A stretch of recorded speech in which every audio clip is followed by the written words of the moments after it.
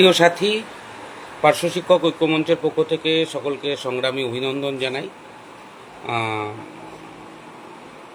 আশা করি আমরা সকলেই সুস্থ আছি। তার মধ্যে একটা শোক সংবাদও রয়েছে। আজকে আমাদের একজন পার্শ্ব শিক্ষক দুর্ভাগ্যজনকভাবে আত্মহত্যা করেছেন। তার আত্মার প্রতি আমরা অবশ্যই সমবেথী, তার আত্মার শান্তি কামনা করছি। তার মধ্যেই বেশ কিছু প্রশ্ন আমাদের মধ্যে উঠে আসছে পার্শ্ব শিক্ষকদের তরফ থেকে। সেই প্রশ্নগুলোর উত্তর দেওয়ার অবশ্যই চেষ্টা করব। প্রথম প্রশ্ন হচ্ছে, পার্শ্ব শিক্ষকদের টেট বাধ্যতামূলক কিনা, টিচার এলিজিবিলিটি টেস্ট। আমি আপনাদের সকলকেই বলবো, টেট দেওয়ার জন্য অবশ্যই আপনারা প্রত্যেকেই মানসিক প্রস্তুতি রাখবেন। তার মধ্যেও যে বিষয়গুলো রয়েছে সেটা হচ্ছে, টেটের জন্য 2 বছর সময় আরও বাড়ানো হয়েছে মহামান্য সুপ্রিম কোর্টের পক্ষ থেকে। বিগত দিনেও 2 বছরের একটা সময়সীমা ছিল, আবারও 2 বছর বৃদ্ধি পেয়েছে। 2 বছর মানে প্রায় 28 সালের আগস্ট মাস পর্যন্ত। অতএব সময়টা অনেকটাই রয়েছে। এখনই কেউ এটা নিয়ে দুশ্চিন্তা করবেন না, এটা নিয়ে কেউ কোনো রকম হতাশ হবেন না। যদি করতে হয় তখন দেখা যাবে যখন সরকার এটার আয়োজন করবে। তার মধ্যে কেন্দ্রীয় সরকারের তরফ থেকেও একটা বার্তা আমরা পেয়েছি বা পাচ্ছিলাম, সেটা হচ্ছে একটা অ্যামেন্ডমেন্ট কেন্দ্রীয় সরকার থেকেও করতে পারে। যদি সেটা করে তাহলে তো কোনো সমস্যাই নেই। আর টেট তাদেরই ম্যান্ডেটরি হতে পারে যারা 2011 সালের পরে চাকরিতে নিযুক্ত হয়েছেন, তাদের জন্য এটা ম্যান্ডেটরি হতে পারে বা হবে ধরে রাখুন। যারা 2011 সালের আগে জয়েন করেছেন তাদের ক্ষেত্রে এটা ম্যান্ডেটরি নাও হতে পারে।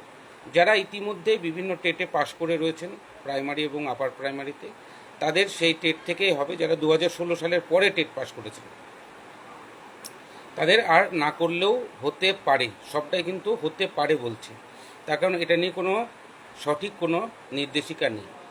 দ্বিতীয় যে বিষয়টা রয়েছে সেটা হচ্ছে নিষ্ঠা অ্যাপ। নিষ্ঠা অ্যাপের ক্ষেত্রেও আমাদের জন্য কোনো ম্যান্ডেটরি নয়। আপনারা ইচ্ছা করলে করতে পারেন, নাও পারেন। তবে আমি আপনাদেরকে পরামর্শ দেব, আপনারা সম্ভব হলে করে নেবেন। কারণ এটা যদি করেন তাহলে শিক্ষক হিসাবে আমরা সবাই আপডেট থাকব এবং আপডেট হব। আর এটা এনইপির ওপর তৈরি, অর্থাৎ ন্যাশনাল এডুকেশন পলিসি, তার উপরে এটা তৈরি। ফলে সেই বিষয়গুলো আমরা অনেকটা জানতে পারবো এবং স্টুডেন্টদের সঙ্গে সেগুলো আমরা শেয়ারও করতে পারবো। অতএব এই বিষয়টা যদি আপনারা করে নিতে পারেন অতীব মঙ্গল, না করলেও কোনো সমস্যা নেই।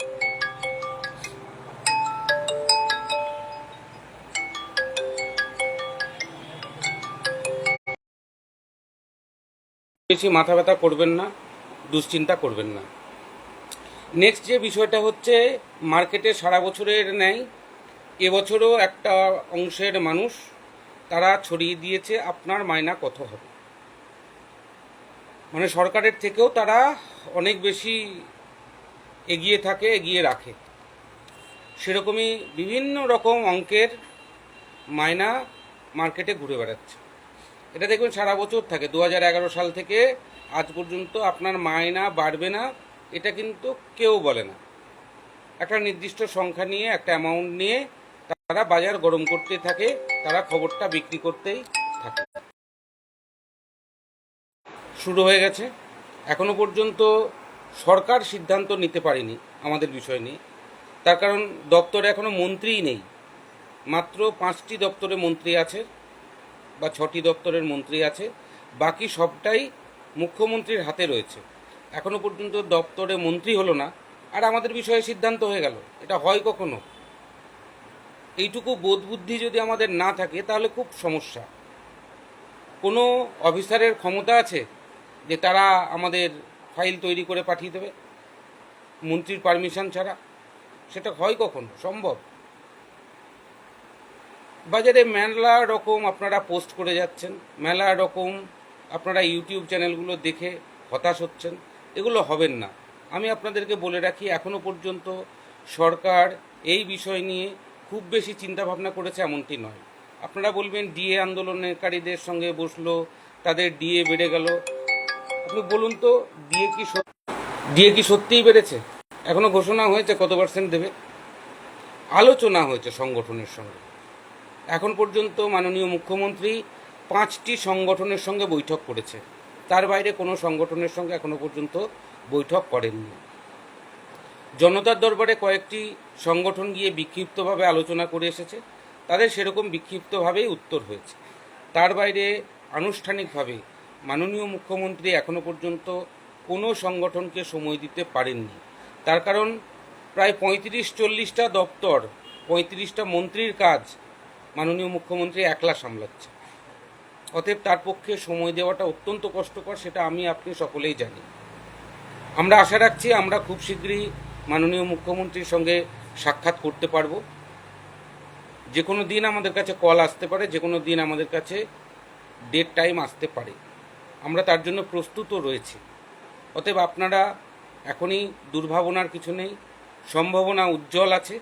আমার কাছে যতদূর খবর, ইস্তাহার অনুযায়ী বিজেপির যে নির্বাচনী ইস্তাহার ছিল সেই ইস্তাহার অনুযায়ী সরকার এগোচ্ছে। এখন ফাইনাল না হওয়া পর্যন্ত আমরা কেউই কোনো কনফার্মেশন দিতে পারছি না। আর কোনো অফিসিয়াল খবর থাকার কথাও নয়, অফিসিয়াল খবর নেইও। কি করে থাকবে? দপ্তরে মন্ত্রী নেই, কোন অফিসারের ঘাড়ে কটা মাথা আছে যে মন্ত্রী ছাড়াই সে তার মতো একটা ব্যবস্থা করে দেবে?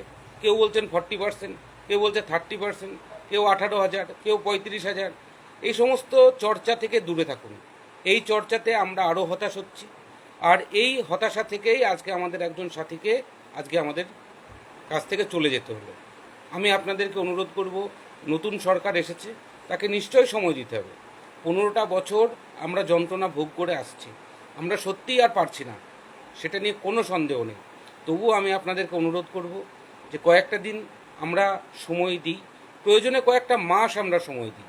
তবে যদি আগামী 22 তারিখ বাজেট রয়েছে, আপনারা সকলেই জানতে চাইছেন বাজেটে কিছু হবে কি না। আমি আপনাদেরকে বলবো, বাজেটে যদি হতাশাজনক কিছু হয়, আশানুরূপ যদি কিছু না হয়, তাহলে পরে কিন্তু আমরা ছেড়ে কথা বলবো না। এবং আমরা 23 অথবা 24 তারিখে কিন্তু আমরা বিকাশ ভবন অভিযান করব, তার জন্য আমরা প্রস্তুতি নিচ্ছি।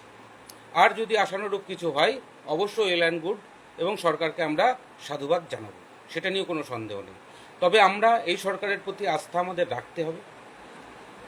নতুন ক্ষমতা এসেছে, এখনও সরকার ঠিকমতো গঠিত হতে পারেনি, গঠন করতে পারেননি, কোনো কারণবশত একটা সমস্যা আছে নিশ্চয়ই, সেটাও আমাদের পক্ষে জানা সম্ভব নয়। আমরা যতদিন পর্যন্ত না বিকাশ ভবনে মন্ত্রী বসছেন, মন্ত্রী ঘোষিত না হচ্ছে, ততদিন পর্যন্ত আমাদের অপেক্ষা করা ছাড়া কোনো রাস্তা নেই। যেদিন মন্ত্রী ঘোষণা হবে, যেদিন উনি দপ্তরে দায়িত্ব নেবেন, তার পরদিনই আমরা মন্ত্রীর সঙ্গে অবশ্যই সাক্ষাৎ করব, সেটা নিয়ে নিশ্চিত থাকুন। আমরা মাননীয় মুখ্যমন্ত্রীর সঙ্গে আশা রাখছি হয়তো 1 সপ্তাহ বা 10 দিনের মধ্যে আমরা তার আহ্বান পাবো, তার ডাক পাবো, তার একটা প্রস্তুতি চলছে। সেটা নিয়েও আমরা মুখিয়ে রয়েছি যে রাজ্যের এতগুলো মানুষ, পার্শ্ব শিক্ষক শিক্ষিকা, তাদের যাতে সুদিন ফিরে আসে, তাদের যেন প্রত্যেকের পরিবার রক্ষা পায়। আমাদের অত্যন্ত আদরের এই সরকার এসেছে, মাননীয় মুখ্যমন্ত্রীর মুখ থেকে হয়তো আমাদের শব্দটার নামটা একবারও পাইনি, তার জন্য আমাদের মধ্যে অনেকের আক্ষেপ রয়েছে। কিন্তু এটাও মনে রাখবেন, যাদের নামগুলো বারবার শুনেছেন তার মুখ থেকে, তাদেরও কিন্তু কিছু হয়নি। অতএব মুখ থেকে বলা মানেই হয়ে যাবে, বিষয়টা এরকম নয়। শুধু শুধু মুখে বলল, কাজের কাজটা হলো না, তাতে কিন্তু লাভের লাভ কিছু হবে না। অন্য কোনো সংগঠনের সদস্যপদ আপনি নিতেই পারেন, লাভ কিছু হবে না, কেউ আপনার কথা ভাববে, এটা আমি অন্ততপক্ষে বিশ্বাস করি না। আর কোন সংগঠন, কোন সংগঠন পার্শ্ব শিক্ষকদের নিয়ে কী দাবি রেখেছে, সেটাও আমরা জানি। অতএব পার্শ্ব শিক্ষকদের কথা পার্শ্ব শিক্ষক ঐক্যমঞ্চ ছাড়া অন্য কোনো সংগঠন বলবে না। মানে সর্বোচ্চ যে আমাদের চাহিদা। মৌসুমি পাল লিখছেন, ইস্তাহারে আমাদের ব্যাপারে কী উল্লেখ আছে, একটু ইস্তাহারটা খুলে দেখে নেবেন। ওয়েবসাইটেও দেওয়া রয়েছে, বিজেপির যে ইস্তাহার ওয়েবসাইট রয়েছে, সেখানেও তাদের দেখবেন দেওয়া আছে। অতএব সেখান থেকে আপনারা একটুখানি দেখে নিতেই পারেন। আর এ সমস্ত বিষয় নিয়ে এখনই অত দুশ্চিন্তা করার কিছু নেই। আমরা রয়েছি, লাগাতার কাজ করে চলেছি বিভিন্ন জনের সঙ্গে বিভিন্ন জায়গায়। আমরা